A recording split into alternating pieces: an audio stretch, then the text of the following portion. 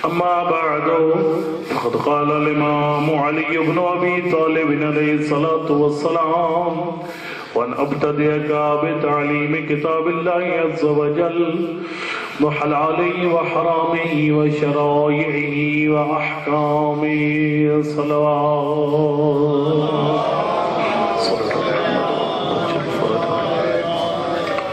نعرہ تکبیر، نعرہ رسالت، نعرہ حیدری، نعرہ حیدری پر محمد و آل محمد صلوات پڑھ لی۔ اللہ صلی اللہ محمد و آل محمد وعجل فرج آل محمد۔ اب خدمت میں عرض کروں کہ میں نے کل اپنی گفتگو کو یہاں تک پہنچایا تھا کہ امیر کائنات کے نزدیک ایک شیعہ بچے کو جو سب سے پہلی کتاب پڑھنی چاہیے وہ اللہ کا پاک کلام ہے۔ قرآن پاک بچہ جب پڑھے گا تو معصوم فرماتے ہیں زاد بے بصر، اس سے اس کی بصیرت اور بصارت دونوں میں اضافہ ہوگا۔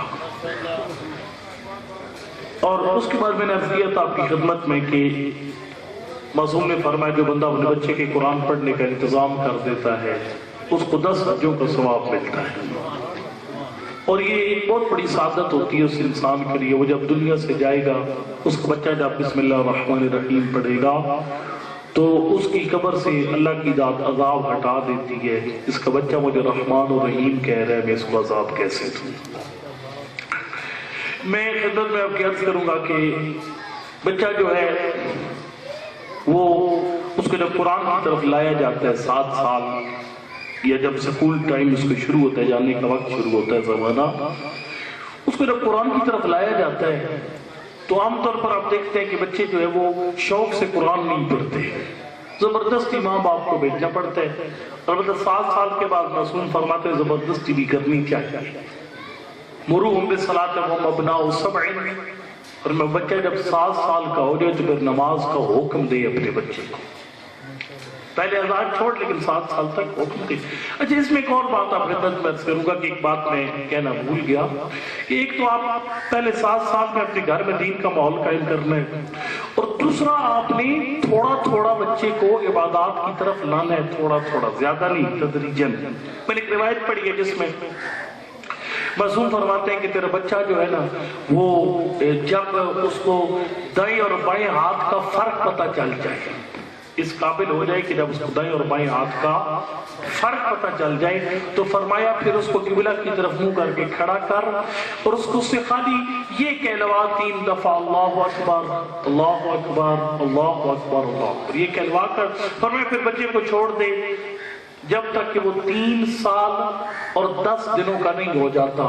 جب 3 سال اور 10 دنوں کا ہو جائے فرمایا پھر اس کو خالی ہاتھ دھلوا کر قبلہ رخ کھڑا کر کے پھر ایک اور ذکر معصوم نے فرمایا خالی اتنا اس کو تعلیم دے، لا الہ الا اللہ کہلواؤ سے 3 دفعہ، جب 3 دفعہ لا الہ الا اللہ کہہ دے پھر اذان چھوڑ دے۔ پھر بچہ جب 4 سال اور 10 دنوں کا ہو جائے پھر فرمایا کہ پھر اس سے ہاتھ بھی دھلوا، اس کا چہرہ بھی دھلوا، اور ہاتھ اور چہرہ دھلوا کر اس کو قبلہ رو کھڑا کر کے پھر کوئی اور اذکار ہے جو معصوم نے فرمائی اپنے بچے کو کہلوا، پھر چھوڑ دے 4 سال 10 دن کا جب ہو جائے پھر فلاں ذکر کہلوا، پھر بچے کو چھوڑ دے، اور اس کے بعد فرمایا جب وہ بچہ جو ہے وہ 5 سال کا ہو جائے پھر بچے کو پورا وضو کرنا سکھا اور بچے کو مصلی پہ لا۔ اس کے بعد فرمایا ابھی بھی حکم نہیں دینا نماز کا، پھر چھوڑ دینا ہے۔ پھر فرمایا جب 7 سال کا ہو جائے مروہم بالصلاۃ وہم ابناء 7، پھر اس کو حکم دے کر بچے کو نماز کا کہے، اور فرمایا جب 10 سال کا بچہ ہو کر نماز نہ پڑھے پھر خالی حکم نہ دے، پھر گھر سے نکال دے اگر بچہ نماز نہیں پڑھتا۔ یہ جو میں نے عرض کی خدمت میں آپ کی کہ بچے کو قرآن پہلے پڑھانا ہے، اس کا ایک بہت بہترین طریقہ میں نے کل آپ کو عرض کیا تھا کہ ایک بہت بڑے قرآن کے استاد ہیں آئے محسن کراتی، ایران میں بہت بڑی شخصیت ہے، اس بندے نے قرآن پہ کام کرتے ہوئے 30-35 سال ہو گئے جن کو، اور وہ کامیاب ہوئے اس مسئلے میں کہ وہ ایران کے گھر گھر میں قرآن لے گئے ہیں، اور اتنا زیادہ سادہ لفظوں میں قرآن کو لے کر گئے ہیں کہ میں خدمت میں آپ کی عرض کروں گا کہ وہ ابھی موضوعات بنا چکے ہیں پورے قرآن کے، اور اتنا زیادہ بچے کو قرآن پڑھایا ہے۔ اب ایران میں اگر کسی جوان بچے کو اچانک مثلاً ابھی پاکستان میں ایک سیاست احتجاج کی بنی ہوئی، تو احتجاج قرآن کی نظر میں وہ بچہ بتا دے گا کہ احتجاج کے اوپر قرآن کی 10 آیتیں 20 آیتیں میں کہ یہ مفہوم ہے. یا فرض کرے بھی محرم کے ایام ہے تو عزاداری مظلوم کربلا کے بارے میں، مقصد ہے کہ امیر امام حسین علیہ السلام کے بارے میں وہ 6 7 8 آیتیں سنا دے گا. سردی زیادہ پڑ گئی ہے، سردی کے موضوع پر قرآن کی آیتیں پڑھ دے گا. اچھا فصل اچھی ہوئی ہے، اس دفعہ چاول کی آپ کی، تو اسی چاول کی فصل کے موضوع پر قرآن کی 6 7 8 آیتیں پڑھ دے گا. کیونکہ قرآن پاک نے دعویٰ کیا کہ لا رب نے ولا یاب صلی اللہ فی کتاب مبین، اس قرآن میں ہر خشک و ترک علم موجود ہے. تو یہ جب بندہ قرآن سے زیادہ واسطہ رکھتا ہے تو اس سے پھر انسان کو اس سے اس منزل پہ پہنچ جاتا ہے. وہ جب ایک دفعہ تشریف لائے تھے قوم میں، اور ہم لوگ جو پاکستان آ رہے تھے، ہمیں کچھ رہنمائی اپنی اور تجربات ہمارے ساتھ شیئر کیے تھے، تو ان سے یہ سوال کیا گیا تھا کہ قبلہ آپ نے قرآن شیعہ کو ایران میں قرآن کی اتنا قریب کیسے کر لیا؟ وہ فرما رہے تھے کہ جب میں قوم میں اپنی تعلیم مکمل کر چکا، میں اصفہان واپس گیا، میرا وہ آبائی شہر تھا، اپنے محلے میں جا کر تو وہاں پر میں نے درس کا اعلان کیا کہ میں درس دینا چاہتا ہوں قرآن کے موضوع پر. نہ کوئی بڑا آیا نہ کوئی بچہ آیا، کوئی بھی نہیں آیا. یہ دیکھتا رہا، بندہ آیا کوئی نہیں، کسی کو دلچسپی نہیں قرآن کے ساتھ. میں گھیر گھار کے لاتا تھا بزرگوں کو، نوجوانوں کو، لیکن وہ تنگ پڑ جاتے تو اکتا جاتے تھے قرآن سے. وہ کہتے نہیں، میں نے دیکھ لیا کہ اس نسل کا جو بننا تھا وہ بن چکا، یہ ان کی پہلی اینٹ ٹیڑھی ہے، اب یہ دیواریں سیدھی نہیں ہے، چلو نئی نسل کے پیچھے جاتے جو نئی نسل ہے. وہ فرماتے ہیں کہ میں نے کام یہ کیا کہ میں نے جا کر محلے میں اعلان کر دیا. میں نے کہا جی اپنے بچوں کو میرے گھر بھیجیے صرف 5 منٹ کے لیے، 5 منٹ میں ایک کہانی سناؤں گا، اور اس کہانی سنانے کے اختتام پر ٹافیاں، چاکلیٹ حسب توفیق میں وہ بچوں میں تقسیم کروں گا، نیاز بھی دوں گا. لوگوں نے اپنے بچے بھیج دیے، بچوں لوگ کہانی وہ سنانے کا کہہ رہے ہیں. وہ کہتے ہیں اسی طریقے سے بچے جہاں کھیلتے تھے میں وہاں پہنچ جاتا تھا میدان میں، تھوڑا بچوں کے ساتھ کھیلا. البتہ پاکستان میں ہم یہ نہیں کام کر سکتے، نماز جب فٹ بال کرکٹ کھیلے گا تو اس کی وہ بٹا گول ہو جائے گا. ذرا یہ ماحول ہر ایک جگہ کا الگ الگ ہوتا ہے، وہاں ذرا اوپن ماحول ہے. ٹھیک ہے، تو آپ کی خدمت میں عرض کروں کہ فرماتے میں جاتا ہوں کھیل کے میدان میں، تھوڑا سا بچوں کے ساتھ کھیل کر ان کو کہتا کہ بیٹا شام کے دیکھو میں آیا ہوں نا آپ کے پاس، ابھی آپ نے شام کو میرے گھر آنا ہے، میں نے آپ کو خالی کہانی سنانی ہے، 5 منٹ سے اوپر ٹائم بھی نہیں لگے گا. بچے سارے آ جاتے گھر میں. وہ کہتے نہیں میں نے قرآن کی کہانیاں سنانا شروع کر دی. 5 منٹ میں حضرت یوسف کی کہانی سنائی، حضرت موسیٰ کی کہانی، حضرت عیسیٰ کی کہانی، حضرت صالح کی کہانی، انبیاء کی کہانیاں، حضرت آدم کا قصہ، ان کے بچوں کی. کتنی زبردست کہانی ہے، کبھی بیٹھ کے سوچئے گا اپنے گھر میں یہ کہانی کتنی پیاری ہے. حضرت موسیٰ کی کہانی کتنی زبردست ہے. کتنے بچے قتل ہو گئے اس وجہ سے کہ فرعون کو نجومیوں نے بتا دیا تھا کہ ایک بچہ آئے گا جو تیرے تخت پر الٹ دے گا. اس نے کہا میں بچہ دنیا میں آنے نہیں دوں گا، بیٹا مار دیتا، بیٹی کو چھوڑ دیتا لوگوں کو. پھر وہ بیٹا جب آیا تو جاسوس ان سے بچ کر آیا، اور اللہ کی ذات نے اسے پھر فرعون کے گھر میں ہی پہنچایا. گھر کی تلاشی ہونی تھی، بچہ پکڑا جانا تھا. ماں کو کہا کہ ماں اس بچے کو ایک لکڑی کی صندوق میں بند کر، اللہ نے فرمایا اس کو ڈال دے، ایک دریا کے حوالے کر دے. دریا کے جب حوالے کر، اور پھر اللہ نے فرمایا میں بچے کو تیرے پاس واپس کر کے دریا کی ٹھنڈی کروں گا. کتنی زبردست بات ہے. ساتھ ساتھ ان کی بہن چل پڑی. تابوت کیا، وہ فوجیوں نے روکا، دیکھا اس لکڑی کے ڈبے کے اندر پیارا سا بچہ ہے. اللہ فرماتا ہے لقیت علیک محبت منی موسیٰ، میں نے تجھے اتنا سجا سنوار کے بھیجا تھا تیرا دشمن بھی تجھ سے محبت کرنے لگا. لقیت علیک محبت منی، ایک جاذبہ رکھا اللہ کی ذات نے حضرت موسیٰ. یہ میں مثال خالی دے رہا ہوں آپ کو. پھر فرعون کے پاس چلا گیا، فرعون کو بھی اچھا لگا. اس نے کہا یہ بچہ جو ہے اس کو ہم اپنا بیٹا بنا لیتے ہیں. اپنی زوجہ سے مشورہ کیا. ساری کہانیاں آخر تک کتنی زبردست ہے. اسی کے گھر پروان چڑھے اور پھر اسی کو جیلن کر دیا. پھر کپتی کو مارا، کپتی کو مار کے پھر چلے گی. حضرت شعیب کی بیٹیوں کو پانی کو نہیں بھرنے دے رہا تھا، ان کو پانی بھر کے دیا. وہ جلدی پہنچی. حضرت شعیب نے کہا بچوں بیٹی آپ جلدی کیسے آ گئے آپ حیوانوں کو پانی پلا کر؟ کہا بڑا اچھا انسان تھا اور اس نے آج ہمیں باری دے دی، وگرنہ لوگ ہمیں باری دینے کو تیار نہیں تھے. پھر حضرت شعیب نے کہا جاؤ بلا کر لے، اور بلا کے لائیں. تو انہوں نے کہا آپ ہمارے پیچھے چلیں، ہم آگے چلتی ہیں. فرمایا کہ عورتوں کے پیچھے چلنا شریفوں کا کام نہیں ہے. میں آگے چلتا ہوں، پیچھے سے مجھے آواز دینا جہاں سے میں آپ کے گھر کا راستہ غلط طرف چل پڑوں.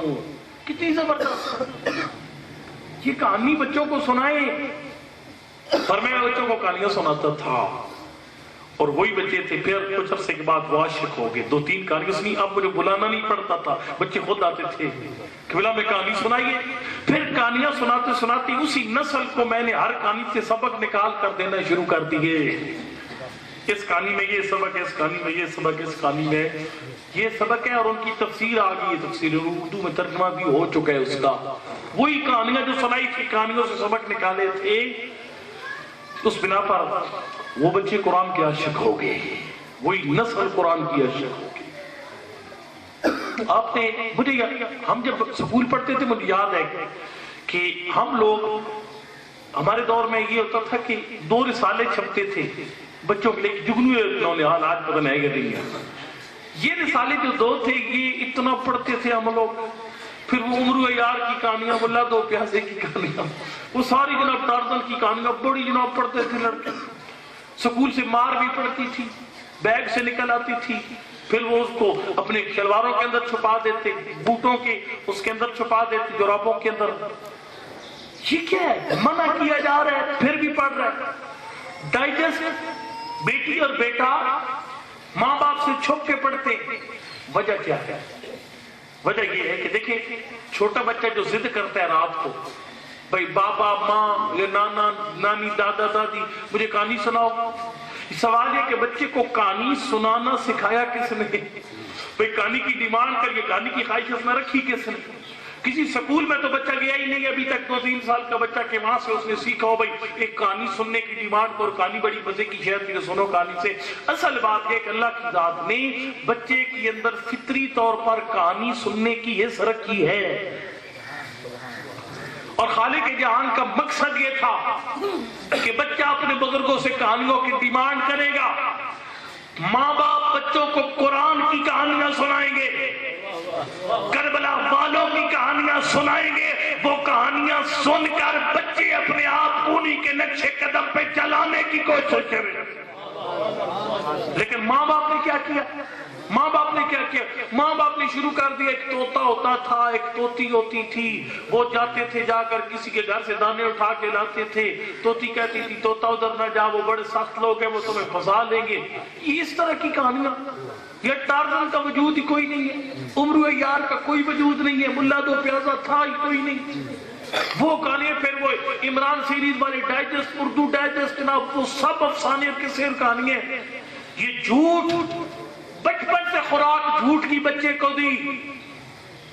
اور آپ نے اور فرمایا وہ جب خوراک جھوٹی کہانی، اور یہ بھی بتاؤں آپ کو بچے کو جھوٹی کہانی سنانا بھی شرعاً حرام ہے. یہ جائز نہیں ہے کہانی سنانا بچے کو.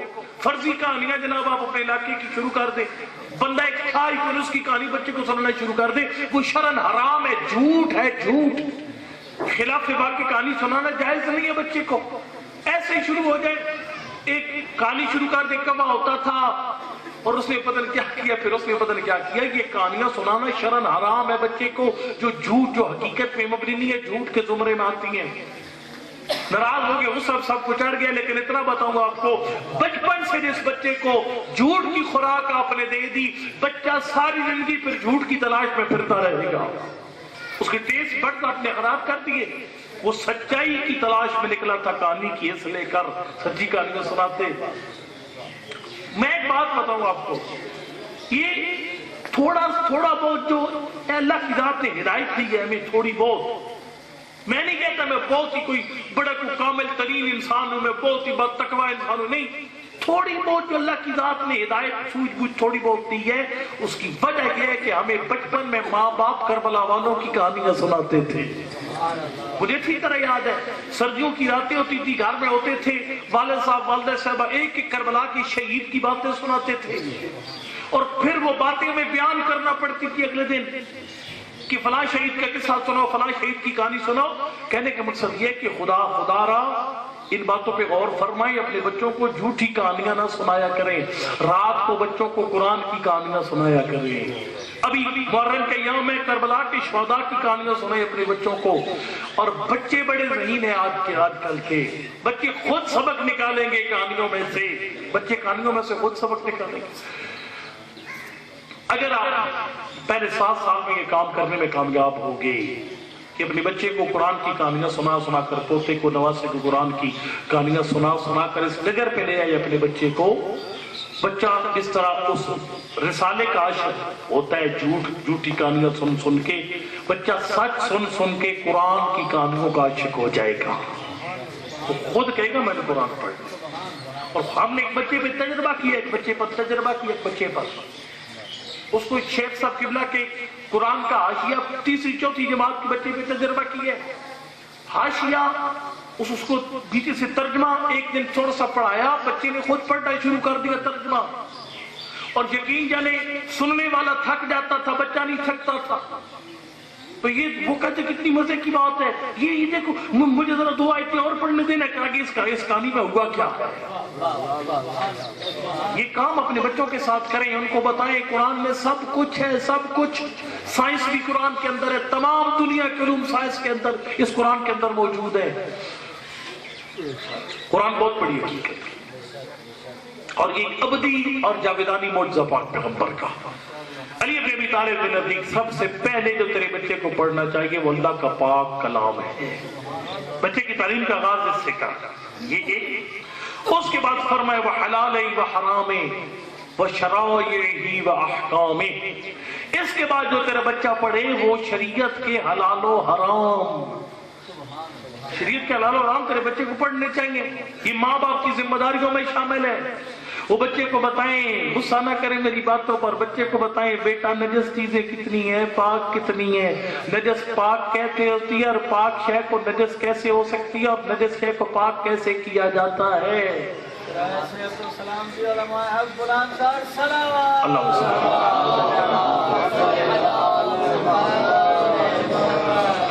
دیکھیں یہاں پر بڑے بڑے لوگوں کا کام خراب ہے، بڑے بڑے دینداروں کا یہاں کام خراب ہے.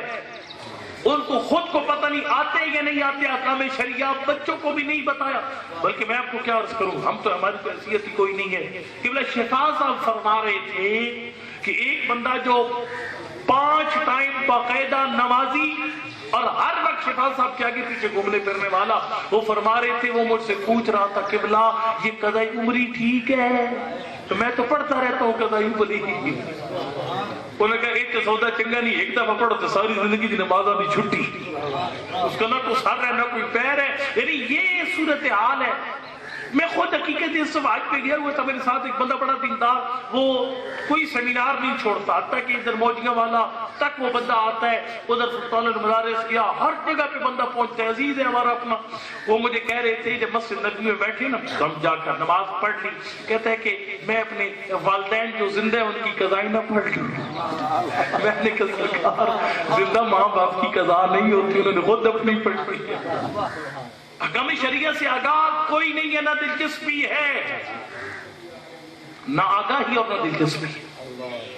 دیکھیں ناراض نہیں ہونا. آپ کا کیا خیال ہے یہ جو حالت ہماری چل رہی ہے، طہارت اور نجاست کا کوئی پتہ نہیں ہے، واجبات اور محرمات کا کوئی پتہ نہیں ہے، یہ جو کیفیت ہماری چل رہی ہے، کیا اس پوزیشن میں اگر امام زمان تشریف لاتے ہیں وہ ہمیں اپنے سپاہیوں میں بھرتی کر لیں گے؟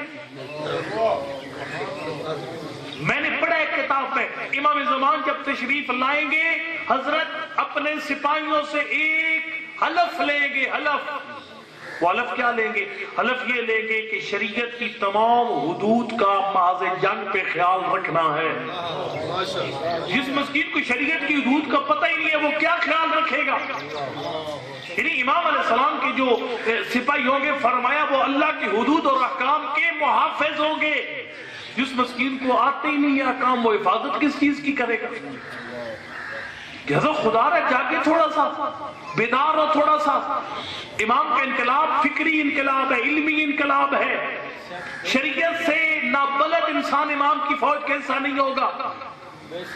آپ کے پانچویں پیارے انوار میں مولوی مجلسی نے لکھا ہے، آپ کے پانچویں امام بیان فرما رہے تھے اس غیبت کے دور کو.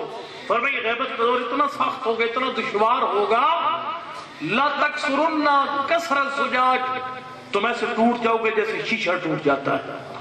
پھر فرمایا لا تکسرن کسر الفخار، شیشہ ٹوٹ کے جڑ سکتا ہے، تم اس طرح ٹوٹو گے جیسے مٹی کا برتن ریزہ ریزہ ہو جاتا ہے، وہ پھر جڑتا ہی نہیں ہے دوبارہ.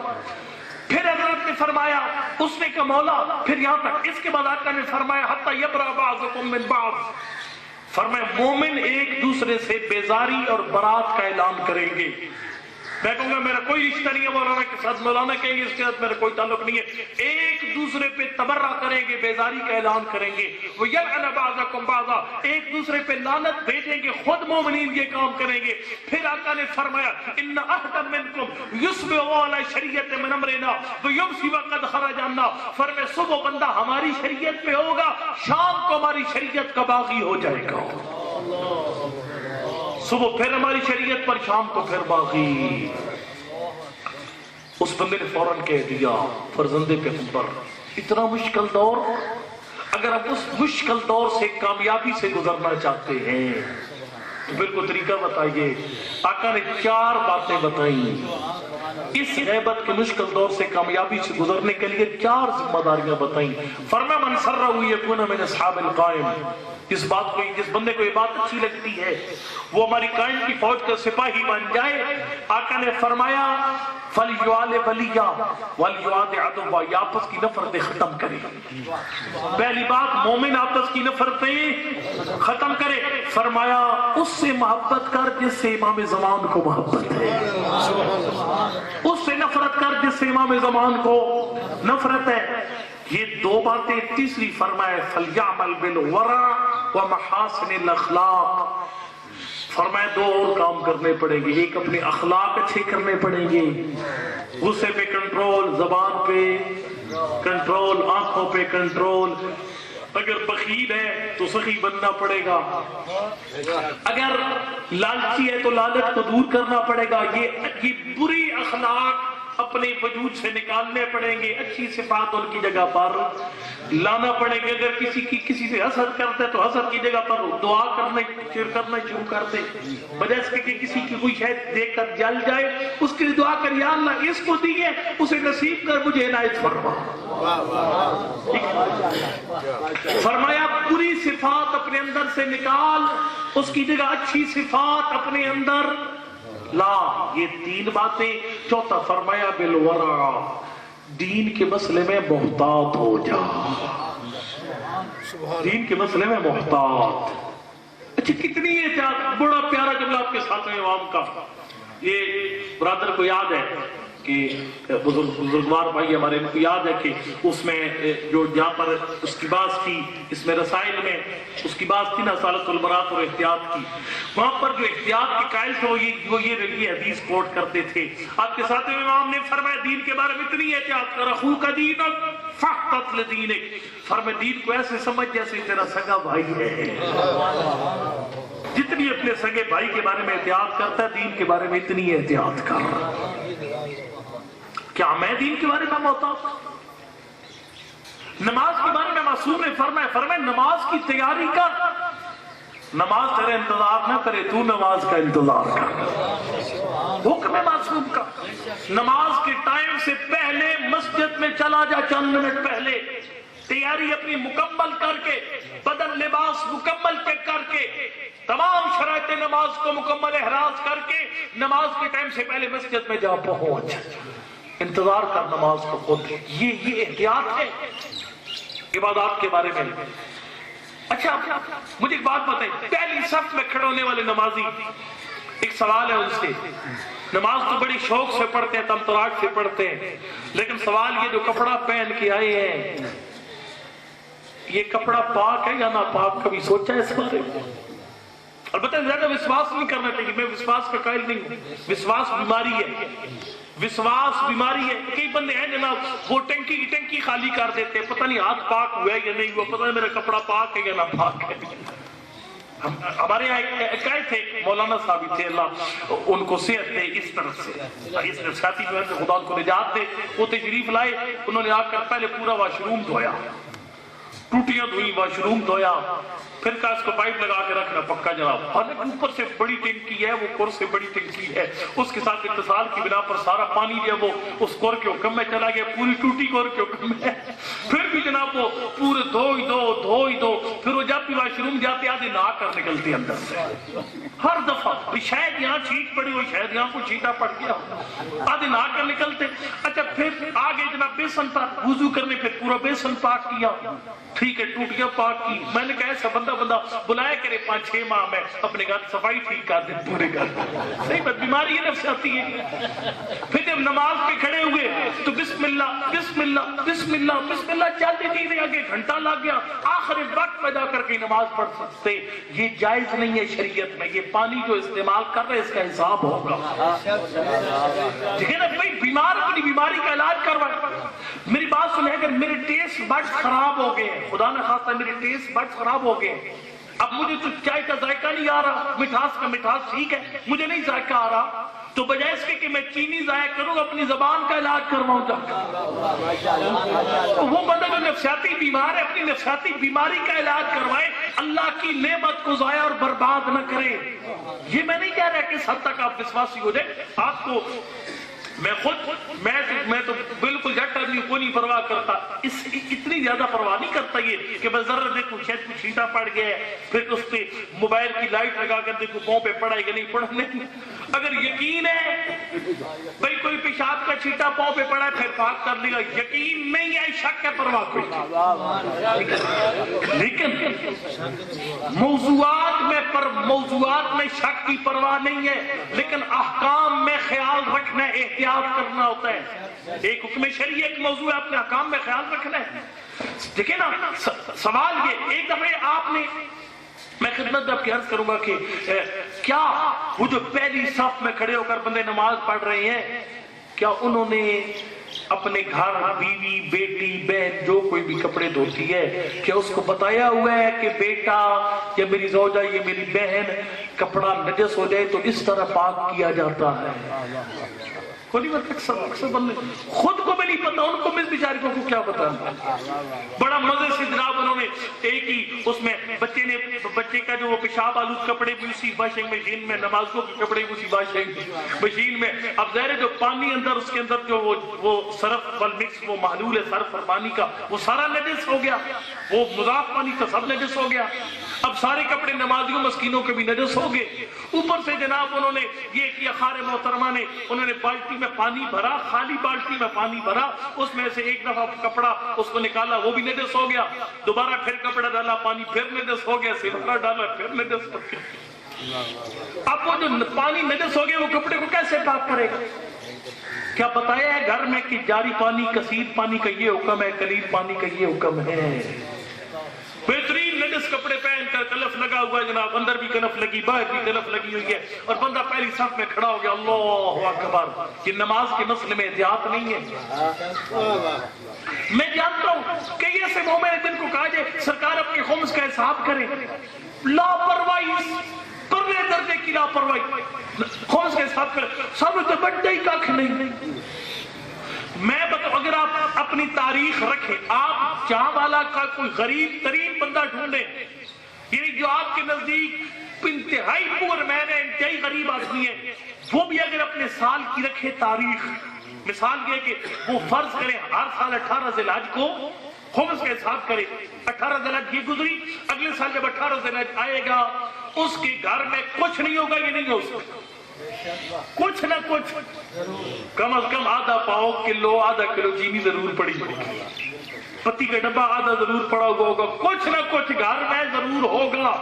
वो जो कुछ ना कुछ घर में उस पे खुम्स वाजिब है। आपकी तारीख पे आ गई, आपके घर में जो कुछ बचा हुआ इस्तेमाल नहीं हुआ उस पे खुम्स वाजिब है। तो फिर उसमें ये देखिए ना, उसमें ये देखिए, एक बंदे का 1 करोड़ रुपया खुम्स है, अदा नहीं किया, एक बंदे का खुम्स बना 5 रुपए अदा नहीं किया, जितना करोड़ वाला मुजरम उतना 5 रुपए वाला ही मुजरम है, उतना 5 रुपए वाला मुजरम है। बड़ा अच्छा कहा था उन्होंने, वो जो शहीद है ना जाफर, सिफ्ते जाफर ने, खुम्स देना मवद्दत की एक शर्त है और न देना भी मिस्ले फदक है गुनाह, हक के सादा तो ज़ारा के मकरू से जब दबर्रा सुना तो हंसी आ गई। खिदमत में आपकी अर्ज करूंगा कि ये अहकाम शरिया जो है उनको मजाक ना बनाएं, उनकी रियायत करें। और आपके मासूम इमाम ने तो फरमाया था आपके साथ हमने मौला फरमाते मेरी शिया जवान अगर ऐसा मिल जाए जो फिक्र के बुनियादी अहकामात को न जानता हो, वुजू ठीक नहीं है, नमाज दुरुस्त नहीं है, न जानता हो, फरमाया मैं ऐसे बंदे पे हद जारी करूंगा, शराब पीने की हद जारी करूंगा ऐसे बंदे पर जो बुनियादी अहकामात से आशना नहीं है। मैं हकीकत ये बड़ी अजीबो गरीब सूरत हाल है। इस अहकाम के बाद में जब हम आगे निकलते हैं, इंतहाई दीनदार बंदा एक दिन मेरे साथ खड़ा था, वो नमाज पढ़ रहा था।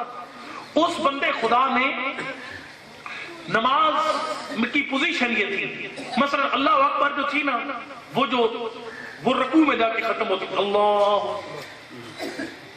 अच्छा समय लिमन हमिदा रकू के अंदर से शुरू हो गई है, जरा उसी जोले तक जारी है, सीधा हुआ सज्जे की तरफ जा रहा है तो अल्लाह अकबर सज्जे के करीब जाकर खत्म। फिर अस्तगफिरुल्लाह रब्बी व अतूबु इलैह, ये सर उठाते ही शुरू हो गया और अभी ये जारी था, सर दोबारा सज्जे के अंदर चला गया। मैंने इसको कहा था, मैंने कहा सरकार पूरी नमाज में एक बिहौलिल्लाह व कुव्वतिही व अक़ूम, खाली इसमें हरकत जरूरी है, बाकी किसी मकाम पर हरकत जायज नहीं है। गफलत, खाली गफलत, वो भी जानता था, बंदा दीनदार था, पढ़ा लिखा था, वो कहता था मौलाना साहब ये तो मुझे भी पता है। तो मैंने कहा सरकार का भी अपनी नमाज को चेक कीजिएगा, अहकाम की रियायत नहीं है, खुदा जानता है अहकाम की रियायत कोई नहीं है।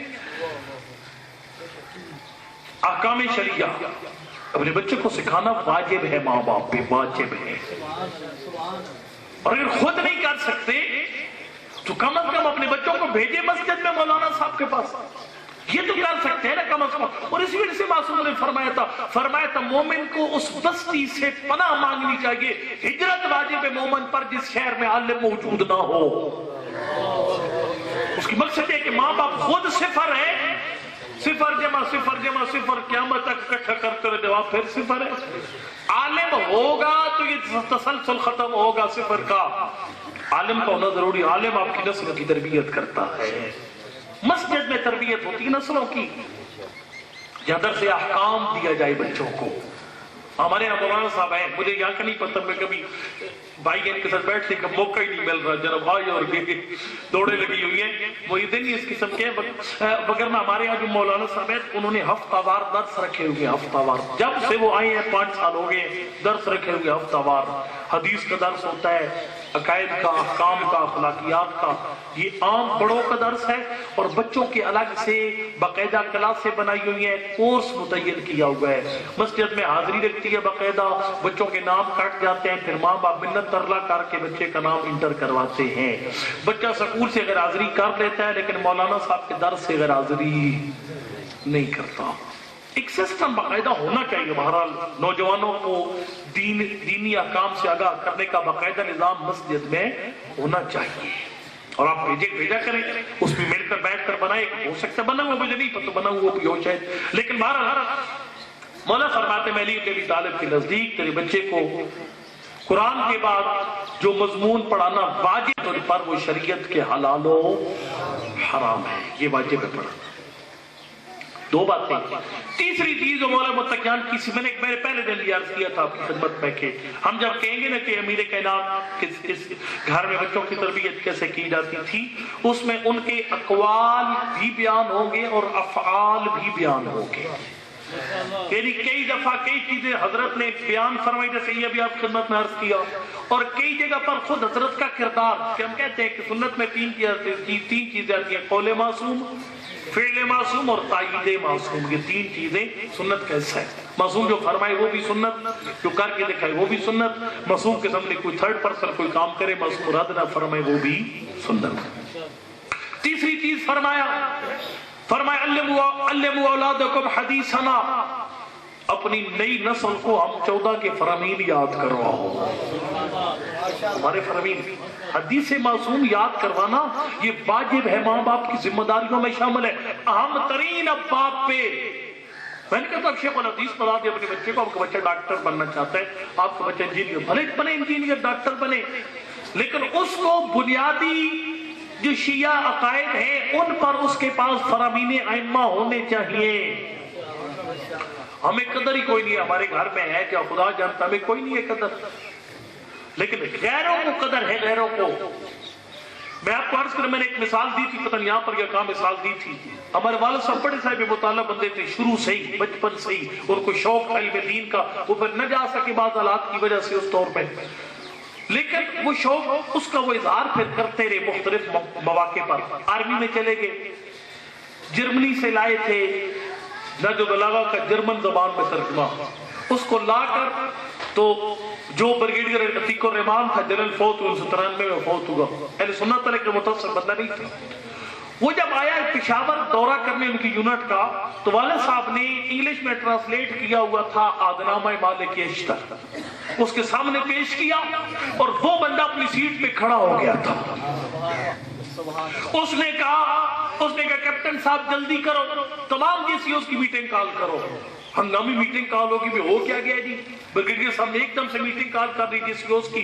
جی سی اوز کو اس نے کہا تھا یہ فوٹو کاپی کروا کر لکھوا کر جیسے تمہاری مرضی ہے، یہ آدنامہ مالک اشتر ہر جی سی او کے کمرے میں ہونا چاہیے. صبح جب اپنے دفتر میں آئے سب سے پہلے اس آدنامے کی زیارت کریں اور اپنے آپ کو اس کے مطابق ڈھالے. علی نے بیان فرمایا ہے کہ سپہ سالار کو کیسا ہونا. بلندی درجات والدین محترم قبلہ علامہ بلند صلوات اللہ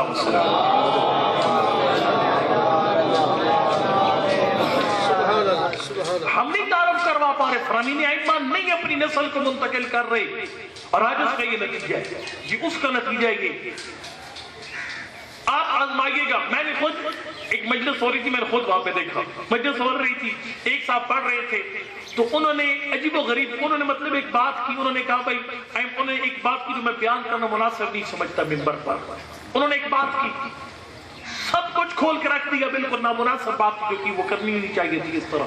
اوپر سے ایک صاحب آئے، انہوں نے ان سے بڑا ٹلہ مارا، تیسرے بندے نے دونوں سے بڑا چھکا مارا، چوتھے اس نے اٹھا مار دیا تینوں سے اوپر. اچھا مجمع کی صورتحال ہے کہ مجمع نے پہلے کو بھی کہا واہ واہ واہ واہ، دوسرے کو واہ، سب کو واہ واہ. میں خود حیران ہوں. ایک جگہ پر خود میں 21 سفر کو مجلس پڑھنے گیا 3-4 سال پہلے، وہاں پر ایک صاحب نے مجھ سے پہلے پڑھا، وہ کوئی نئی نماز کا تعارف کروا رہے تھے. انہوں نے کہا جو یہ نماز نہیں پڑھتا وہ اس کی ماں نے کوئی خیانت کی ہے، اس طرح کے بکواسات انہوں نے ممبر پہ کیے. وہ جو سیکرٹری تھے وہ پیش نماز صاحب بھی تھے، ناراض نہیں بھائی آپ اور سید بھی تھے، پیش نماز بھی تھے. خود وہ نماز میں وہ نئی نماز کو نہیں پڑھاتے تھے. وہ جب اٹھے نا اس کے بعد تو شاہ صاحب فرمانے لگے ماشاءاللہ میں ایسے علماء حق کی ضرورت ہے. پھر مجھے دعوت خطاب دی، میں نے ظاہر دھونا تھا، وہ جو گند کر کے گئے تھے وہ پہلے صاحب اس کو، جب میں نے دھویا تو میرے بعد بھی کہا ہمیں ایسے علماء حق کی ضرورت ہے. یہ افسوسناک صورتحال کیوں ہے؟ یہ افسوسناک صورتحال میں بتاتا ہوں کیوں. اس لیے لیکن آپ ماشاءاللہ زندہ جاوید لوگ میرے سامنے بیٹھے ہیں، اگر آپ میں سے کسی بندے کو زبردستی ہم اٹھا کر باہر بٹھاتے ہیں مجلس سے باہر، آپ احتجاج کریں گے سرکار کہ کیوں مجھے اٹھا کے لے کے جا رہے ہیں یہاں سے. اچھا ایک بندہ جو گھر میں بیٹھا ہے وہ مجلس میں آنا نہیں چاہتا، اس کو اگر کوئی بندہ زبردستی اٹھا کر مجلس میں، اس کو اعتراض ہوگا مجھے کیوں لے جانا چاہتا، میں تو نہیں جانا چاہتا مجلس میں. لیکن اگر خدا نخواستہ کوئی ڈیڈ باڈی ہو ادھر آپ کی گاؤں کے کسی گھر میں پڑی ہو، اس کو اٹھا کر مجلس میں لے آئے، اسے کوئی اعتراض نہیں. امام برگاہ پڑی تھی اٹھا کر باہر لے گئے، پھر بھی کوئی اعتراض نہیں. اس کی وجہ کیا ہے؟ اعتراض آپ کو اعتراض اس سے اعتراض نہیں ہے. اس کی وجہ یہ کہ وہ مردہ ہے، آپ زندہ ہے.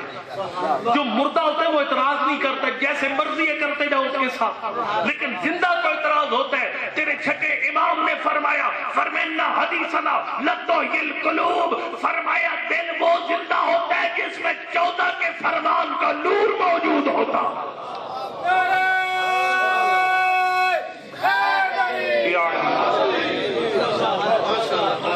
یہ چارہ معصومین کا فرمان دل زندہ کرتا ہے، ان کا فرمان۔ دیکھیں نا، میں ایک مثال دیتا ہوں آپ کو، آپ کا کیا خیال ہے اگر ایک نسل کو، اگر ایک نوجوان نسل کو یہ بتایا جاتا کہ اصول کافی میں چیپٹر ہے پورا ایک معصوم کی طرف سے کہ نزلونا للربوبیہ فقولوا فینا ما شئتم، ہمیں رب کی منزل پہ لے کے نہ جانا، اس سے نیچے لے آؤ، اس سے نیچے رکھ کر مخلوق ہمیں مان کر ہمارے شان میں جو کہنا چاہو وہ کہہ سکتے ہو، اور ہمارے فضائل کا حق بھی ادا نہیں کر سکتے، لیکن ہمیں رب نہ بنانا، مخلوق رہنے دینا۔ نزلونا للربوبیہ فقولوا فینا ما شئتم۔ جس نوجوان نسل کو بتا دیا جاتا پہلے دن ہمارا کلمہ طیبہ 3 چیزوں پہ مشتمل ہے، لا الہ الا اللہ، کوئی رب نہیں ہے سوائے اللہ کے، محمد الرسول اللہ، محمد اللہ کے رسول ہے، علی ولی اللہ، علی رب نہیں ہے، رب کا ولی ہے۔ جس کو پہلے دن بتا دیا جاتا بچے کو، وہ پھر اس کو گمراہ نہیں کیا جا سکتا تھا، اس کو گمراہ نہیں کیا جا سکتا تھا۔ اور میں بتاؤں آپ کو، میں صرف ایسی جگہ جانتا ہوں جہاں پر نوجوانوں کو معصوم کے فرامین پڑھائے جا رہے ہیں۔ آپ کے شیخ پورا سے ایک ڈاکٹر صاحب تشریف لے گئے تھے ہمارے علاقے میں، ایک ایسا ہے، ایک جگہ ایسی ہے جہاں پر بچوں کو فرامین ائمہ پڑھائے جاتے ہیں بہترین کر کے۔ وہ تشریف لے گئے اور انہوں نے وہاں پر جا کر جو ہے وہ ایک خطبہ پڑھا، جسے خطبۃ البیان وہ پڑھا، اس پہ قصیدہ بھی ایک پڑھ دیا۔ وہ جب باہر نکلے تو بچے تھے 11 12 13 سال کے، انہوں نے کہا سرکار یہ جو آپ نے خطبۃ البیان پڑھا ہے اس کا حوالہ کیا ہے؟ انہوں نے کہا یہ نہج البلاغہ کے اندر ہے۔ چلو ٹھیک ہے۔ اس نے کہا بھائی اب یہ ظاہر ہے آگے تو نہیں یہ جائیں گے، انہوں نے کہا ذرا چائے پیئے نا، ہم ذرا آتے ہیں، وہ نہج البلاغہ اٹھا کر لے، انہوں نے کہا یہ دکھاؤ جی کس میں۔ اس نے جب پڑھا اس کو کھولا اس کو پتا تھا کوئی نہیں ہے۔ اس نے کہا کہ جناب یہ جو ہے نا وہ 2 جلدوں والا نہج البلاغہ کا ترجمہ اس میں۔ اتفاق ایسا ہے کہ اس گاؤں میں ایک مومن کے گھر 2 جلدوں والا بھی موجود تھا، وہ جوان جا کے وہ اٹھا کر لے آئے۔ اس نے کہا معاف کرو غلطی ہوگی پھر نہیں پڑھوں گا۔ یہ غور فرمایا آپ نے، یہ میں طنز نہیں کہتا کسی پر، میں نے نام ہی کو نہیں لیا کسی کا، لیکن آپ کو یہ سمجھا رہا ہوں اپنی نوجوان نسل کو فرامین ائمہ پڑھا، ان کو معصوم کا کلام پڑھانے کا ماحول بنا۔ اگر یہ کام خود معصوم، اسی حدیث میں آپ کیا کہنے فرمایا، فرمائلموا اولادکم حدیثنا قبل ان تذهب بهم المرجعہ۔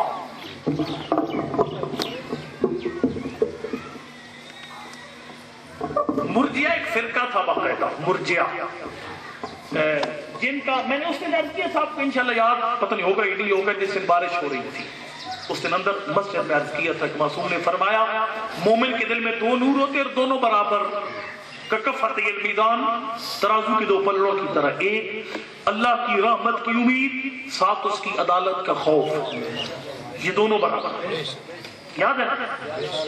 وہ فرقہ تھا مرجعہ رجا سے، یعنی جو خالی امید ہی امید پہ قائم تھے، وہ اللہ کے عدل خدل کی طرف نہیں دیکھتے، کہتے تھے بس سائیں وارث ہے، بیڑے پار ہے بالکل جناب، اللہ بھی ہمارا کچھ نہیں بگاڑ سکتا۔ فرقہ تھا مرجعہ باقاعدہ، وہ کہتے تھے بھائی اگر ہمیں نہیں بخشے گا تو کسے بخشے گا اللہ تعالیٰ، یعنی اللہ کی عدالت کا کوئی خوف نہیں ہے، خالی اس کی رحمت کی امید ہی امید ہے۔ آپ کے معصوم امام نے بڑا سٹینڈ لیا تھا ان کے خلاف، اور اسی حدیث میں مولا نے فرمایا علموا اولادکم حدیثنا، اپنی نوجوان نسل کو 14 کا فرمان یاد کرواؤ۔ مولا کیا ہوگا اگر فرمان یاد نہ کروایا؟ آقا نے فرمایا قبل ان تذهب بهم المرجعہ، تمہیں پتہ ہی کو نہیں چلے گا، گمراہ ٹولے آئیں گے تمہارے بچوں کو ذہنی طور پر اغوا کر کے لے جائیں گے۔ اور آج دیکھ رہے ہیں آپ کی نسل اغوا ہو رہی ہے ذہنی طور پر، اس لیے کہ ان کو فرامین ائمہ ان کے پاس نہیں ہے، مردہ ہے، مردے کو جدھر اٹھا کر مرضی رکھ دو، اس سے کوئی اعتراض نہیں ہے۔ تلخ باتیں تھی معاف کیجیے گا، کوشش کیجیے گا کہ ان پہ عمل پیرا ہو اور اپنی نسلوں کے لیے فرامین ائمہ اور قرآن پڑھنے کا اہتمام کریں۔ اتنا عرض کرتا ہوں آپ کی خدمت میں، کربلا مکتب تربیت، مکتب تربیت کربلا، آج 7 محرم، آج سے سادات کا پانی بند ہو گیا ہے، لیکن اللہ جانتا ہے تڑپے ہیں بچے پیاس کی وجہ سے، لیکن کسی بچے کی زبان پہ یہ جملہ نہیں آیا کاش ہمارا بابا بیعت کر لیتا، ہم پیاس کا شکار نہ ہوتے۔ اس نے پھر بھی ڈٹے کربلا کے بچے نہیں گھبرائے، پر دل چاہتا ہے جب پیاس کی بات آتی ہے تو ایک نام جڑا ہوئے پیاس کے ساتھ، اور وہ نام ہے چشمہ علی اصغر کا۔ کربلا میں بڑے بڑے مشکل وقت آئے غریب پر، اللہ جانتا ہے کسی مقام پر میں تبید نہیں زیادہ باندھوں گا، نمبر برادر کے حوالے کرنا ہے، بڑے بڑے مشکل وقت غریب پہ آئے کربلا میں، لیکن اپنے شیعوں کو یاد نہیں کیا، اکبر کے لاشے پہ شیعہ یاد نہیں آئے، عباس کا لاشا اٹھایا شیعہ یاد نہیں آئے، قاسم کا لاشا اٹھایا شیعہ یاد نہیں فرمائے، شیعوں ہوتے کربلا میں جب اکبر کا لاشا اٹھا رہا تھا، اس وقت کربلا ہوتے جب میں عباس کو خالی علم اٹھا کے واپس آیا، کسی اور مقام پہ شیعوں کو یاد نہیں کیا، لیکن رونے والوں ایک وقت کربلا میں سے جب غریب نے شیعوں کو یاد کیا، اس کو بیان کرنے سے پہلے تیرے سامنے حدیث پڑھوں گا، تیرے چھٹے امام سے پوچھا گیا تھا مولا ایک انسان کے لیے موت سے مشکل مقام کون سا ہوتا ہے؟ فرمایا جب کسی شریف کو کسی کمینے سے کچھ مانگنا پڑتا ہے۔ شریف انسان کے لیے مر جانا آسان ہوتا ہے، کمینے سے مانگنا مشکل ہوتا ہے۔ اللہ جانتا ہے اکبر کے لاشے پہ شیعہ یاد نہ آئے، عباس کے بازو اٹھائے لیکن شیعہ یاد نہیں آئے، قاسم کا لاشا اٹھایا لیکن شیعہ یاد نہیں آئے، لیکن ایک ہی وقت کربلا میں ایسے جب حسین سے بڑا شریف کوئی نہیں تھا، شام والوں سے بڑا کمینہ کوئی نہیں تھا، غریب نے اپنے اصغر کے لیے پانی کا سوال تو کر دیا، لیکن فرمایا شیعتی یا لیتکم تم فی یوم عاشورا، او میرے شیعوں کاش 10 محرم کربلا ہوتے، جمیعاً تنظرونی میری غربت کا وہ منظر دیکھتے، کیف استسقی لطفلی میں نے اپنے اصغر کے لیے پانی کا سوال کیسے اجرکم اللہ۔ اس کا مطلب ہے جو غریب نے فرمایا نا کاش دیکھتے کربلا میں نے اپنے اصغر کے لیے پانی مانگا کیسے، کوئی خاص رمز اور راز تھا پانی مانگنے میں، اب وہ راز تیرے سامنے بیان کروں۔ علماء نے وہ جملے لکھے میرے مولا کے غریب نے پانی مانگا کیسے، ہاتھوں پہ اصغر اٹھا کے فرمایا افلا ترونا کیف یتلذع عطشا، ظالمو آؤ خود دیکھ لو پیاس کی وجہ سے میرے اصغر پہ تلذی کی حالت آ چکی ہے۔ یہ یتلذع عربی زبان کا لفظ ہے، مچھلی کی 3 حالتیں ہوتی ہیں، جب مچھلی کو پانی سے باہر نکالا جاتا ہے پہلے مچھلی تڑپتی ہے، جب تڑپنے کی طاقت ختم ہو جاتی ہے سر اٹھاتی ہے پھر رکھ دیتی ہے، سر اٹھاتی ہے پھر رکھ دیتی ہے، اس کی بعد والی حالت کو تلذی کہا جاتا ہے۔ جب سر اٹھانے کی طاقت بھی ختم ہو جاتی ہے مچھلی کبھی منہ کھولتی ہے پھر بند کر لیتی ہے، منہ کھولتی ہے پھر بند کر لیتی ہے۔ رونے والوں 7 محرم کو پانی بند ہوا، 8 محرم کو اصغر نے اماں کے ہاتھوں پہ تڑپنا شروع کر دیا، لیکن جب 9 محرم کا دن آیا اب تڑپنے کی طاقت ختم ہو گئی تھی، سر اٹھاتے پھر رکھ دیتے، سر اٹھاتے پھر رکھ دیتے، لیکن جب 10 محرم کا دن آیا اب سر اٹھانے کی طاقت بھی ختم ہو گئی تھی، کبھی منہ کھلتا پھر بند ہو جاتا، کبھی منہ کھلتا پھر بند ہو جاتا۔ میرے ایک فاضل دوست پڑھ رہے تھے ایک بزرگ عالم کے ریفرنس سے، جب غریب نے پانی مانگا اصغر پہ تیسری حالت تھی، جتنی دیر میں حرملہ نے تیر تیار کیا اصغر پہ چوتھی حالت آ گئی تھی، منہ کھلتا تھا تو بند نہیں ہوتا تھا، بند ہو جاتا تو کھلتا تھا۔ اجرکم اللہ، منہ کھلتا تھا تو بند نہیں ہوتا تھا، بند ہو جاتا تو کھلتا نہیں تھا۔ ظالم نے وہ تیر تیار کیا جو جنگوں میں پہلوانوں کو نہیں مارا جاتا تھا، جرنیلوں کو نہیں مارا جاتا تھا، وہ تیر تیار کیا گیا جو جنگوں میں گھوڑوں کو مارا جاتا تھا۔ کتنا گلا ہوتا ہے 6 مہینے کے بچے کا۔ یہی وجہ تیرے 12ویں امام نے زیارت نائیہ میں فرمایا میرا سلام ہو اس چھوٹے بچے پر جس کو تیر لگا، تیر کا وزن بچے کے وزن سے زیادہ تھا، فرمایا وَذَبِحَوْا إِلَى الْأُذُنِ إِلَى الْأُذُنِ، تیر جس مقام پہ لگتا ہے سوراخ کر دیتا ہے، لیکن تیر بچے کے وزن سے بھاری تھا، تیر نے تلوار کا کام کیا، بچہ باپ کے ہاتھوں پہ ذبح ہو گیا۔ آخری جملہ التماس سے دعا زیارت پڑھ کے ختم کروں گا اپنے حصے کی مجلس کو۔ اللہ جانتے کربلا میں غریب پہ بڑے بڑے مشکل وقت ہے، پڑھنے والے پڑھتے ہیں فلاں شہید کے لاشے پہ اللہ نے جبرائیل کو عباس کی شکل میں بھیجا، کوئی ثبوت موجود نہیں ہے۔ اللہ جانتے اکبر کے لاشے نے اللہ کی ذات نے جبرائیل نہیں نہیں بھیجا. حسین اتنے حوصلے میں تھے اللہ کی ذات کو جبرائیل بھیجنے کی ضرورت پیش آئی. عباس کا خالی علم اٹھا کے غریب خیموں میں آیا, لیکن پھر بھی اللہ کی ذات نے تسلی دینے کے لیے جبرائیل نہیں بھیجا. حسین اتنے صبر اور حوصلے میں تھے, خالق نے جبرائیل نہیں بھیجا, قاسم کے لاشے پہ جبرائیل نہیں بھیجا, اور محمد کے لاشے پہ جبرائیل نہیں بھیجا. لیکن ایک وقت کربلا میں خالی ایسے جب اللہ کی ذات نے جبرائیل کو زمین پہ بھیجا, جا جا کر میرے حسین کو تسلی دے. یہ کون سا وقت تھا جب 6 مہینے کے بچے کا لاشا باپ کے ہاتھوں پہ الٹ گیا.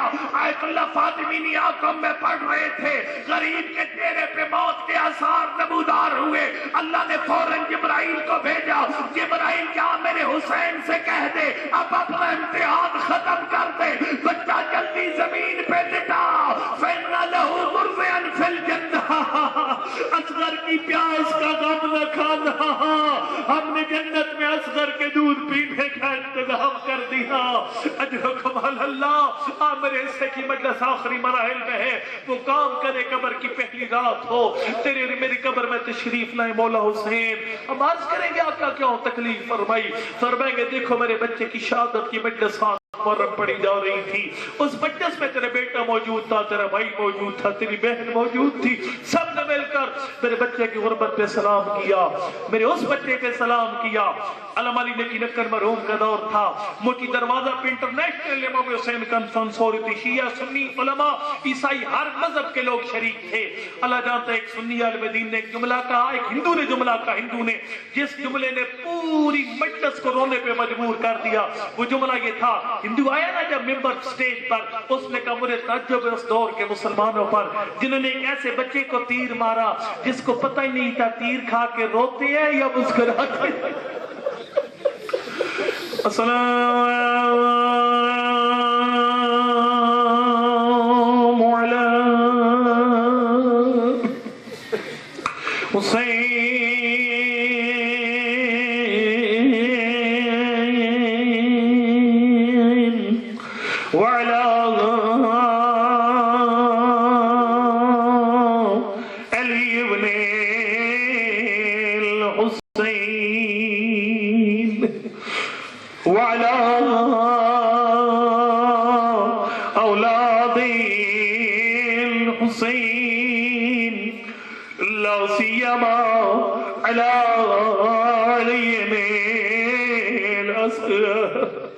اللہ جاتے ہیں مختار کے سامنے حرملہ کو گرفتار کر کے لائے گا. مختار کہتے ہیں حرملہ میں نے سنا ہے کربلا والے اتنے غریب تھے, قاتل روئے, لوٹنے والے روئے. حرملہ تو کربلا کے سب سے چھوٹے بچے کا قاتل ہے, کربلا کا سب سے سنگ دل قاتل ہے. بتا کربلا میں کون سا ایسا وقت تھا جب تجھے بھی رونا آ گیا؟ کہ غریب نے پانی مانگا میرے دل میں رحم نہیں آیا, اصغر باپ کی ہاتھوں پہ تڑپا میرے دل میں رحم نہیں آیا, میں نے 3 شعبوں والا تیر تیار کیا میرے دل میں رحم نہیں آیا, اصغر کا گلا کٹ گیا میرے دل میں رحم نہیں آیا. غریب نے اصغر کا خون اپنی داڑھی پہ لگایا لیکن پھر بھی میرے دل میں رحم نہیں آیا. مختار کہتے ہیں جلدی بتا ظالم کب کربلا میں رویا؟ کہ جب اصغر کو ذبح کروا کے غریب خیموں کی طرف واپس چلنے لگا, میرا مولا چند قدم خیموں کی طرف بڑھاتا, پھر سوچتا خیمے کے دروازے پہ میری سکینہ انتظار کر رہی ہے, میری رباب اصغر کو دیکھ کے مر جائے گی, سکینہ مر جائے گی. کبھی غریب خیموں کی طرف جاتا ہے پھر واپس آ جاتا ہے, زبان پہ جملے رزم بے قضائی و تسلیم امرئ انا للہ و انا الیہ راجعون. میں کہوں مولا حسین گھبرا نہیں, 10 محرم کی رات تو نے اپنی فوج تیار کی, زینب نے اپنی فوج تیار کی, آج علی کی بیٹی کی فوج کی تیاری دکھاؤں. اللہ جانتے غریب نے اصغر کو ابا کے دامن میں چھپایا ہوا تھا. جب میرا مولا خیام کے اندر داخل ہوا, رباب نے پوچھا حسین میرا اصغر پانی پیا, منہ سے کچھ نہیں بولا میرا مولا, بس ابا کا دامن ہٹا دیا. ادھر ابا کا دامن ہٹا, مر نہیں گئی کربلا کی ماں، کربلا کی ماں تیرے حوصلے کو میرا سلام، کربلا کی ماں تیری جرت کو میرا سلام۔ رباب نے آگے بڑھ کے اپنے لال کا استقبال کیا۔ اللہ جاتے پوری جرت کے ساتھ اصغر کی ماں نے 3 بین کر کے لاشا حسین کے حوالے کر دیا۔ انہی 3 بینوں پہ میری مجلس ختم ہو جائے گی۔ سب سے پہلا بین کیا، فرمایا اصغر لال تیرے نانا کی شریعت یہ کہتی ہے اونٹ بڑا حیوان ہے، اسے نیزے مار کے نہر کیا جاتا ہے، باقی چھوٹے حیوانوں کو خنجر کے ساتھ ذبح کیا جاتا ہے۔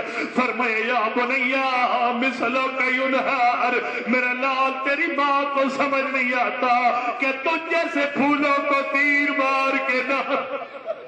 اجرکم اللہ، بس 2 جملے ختم ہو گئی میرے حصے کی مجلس۔ فرمایا اصغر لال میں دوسرا جملہ نہیں پڑھتا، آخری جملہ التماس سے دعا، ہاتھ اٹھا دعا کے لیے۔ میرا اللہ مجھے نہیں پتا یہ مومن تیرے گھر میں کیا مانگنے آئے ہیں، مجھے نہیں پتا کون سا مومن اولاد مانگنے آیا، مجھے نہیں پتا کون سا مومن بیمار کی شفا مانگنے آیا، مجھے نہیں پتا کون سا مومن روزگار مانگنے آیا۔ میرا اللہ کسی مومن کو خالی ہاتھ نہ اٹھا، تجھے اصغر کی ماں کے آخری بین کا واسطہ یہ بین کر کے ماں نے لاشا حسین کے حوالے کر دیا۔ یہ بین میری مائیں بہنیں بہتر انداز سے سمجھیں گی۔ میری عقیدہ دی فرماتی اصغر ایک دکھ ایسا ہے جو تیری ماں کو ساری زندگی رلائے گا، قبر میں رلائے گا۔ رباب کو کون سا دکھ ہے جو تجھے قبر میں رلائے گا؟ فرمایا اصغر لال ما خلت ان السهم للفتام حتی عرفنی جہرت الیام، یعنی اصغر تجھ سے پہلے بھی ماں نے بچوں کے دودھ چھڑائے ہوں گے، میرا لال تیرے بعد بھی مائیں بچوں کے دودھ چھڑائے گی، لیکن اصغر رسم زمانہ ہے جب بچے کا دودھ چھڑایا جاتا ہے ماں اپنے بچے کے لیے میٹھی میٹھی چیزیں تیار کرتی ہے، رشتہ دار تحفے لے کے آتے ہیں، ہر کوئی پیار کرتا ہے، لیکن اصغر تیرا دودھ چھڑانے کی رسم عجیب ہے، تجھے ظالموں نے تیر مار کے دل وَسِيَعْلَمُ الَّذِينَ ظَلَمُوا أَيَّ مُنْقَلَبٍ يَنْقَلِبُونَ وَلَا حَوْلَ وَلَا قُوَّةَ